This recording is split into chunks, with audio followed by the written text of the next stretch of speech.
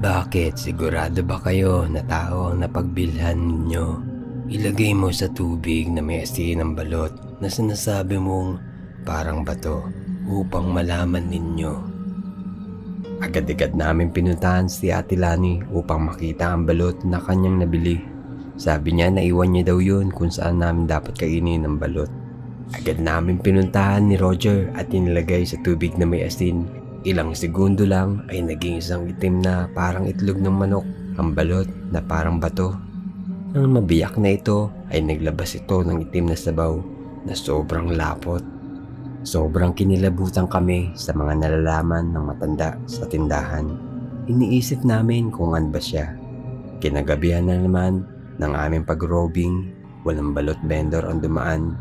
At habang kami ay naglilibang sa baraha ng mga gabing iyon, ay may isang malaking ibon ang dumapo sa poste. Diyan, may nakita akong kwago, ang laki. Roger, huliin mo, lutuin natin. Sabay tawa ko. Ngunit inabol nga talaga ito ni Roger papunta sa gubat. At habang ako ay naghihintay, may lumabas sa aming kapitbahay at sinabing init na init daw si Denden, isa sa mga buntis sa aming lugar.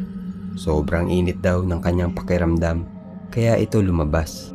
Agad naming napansin ang pagdaan ulit ng malaking ibon na kwago na nabanggit ni Roger.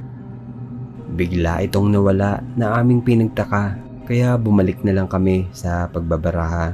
Ang isa naming kasama ay may konting binahagi sa amin. Ang kwento niya, hindi kaya tiktik yung ibon na yon kasi hindi naman siya mukhang kwago. Bakit iba ang pakiramdam ng buntis sa pagdaan nito? Nagkatinginan kami at agad naming naalala ang matanda sa tindahan. Agad namin siyang pinuntahan ni Roger. Nay! Oh, anong meron? At kayo parang natataranta. Nay, may tatanong po sana kami sa inyo. May tiktik ba sa lugar na ito?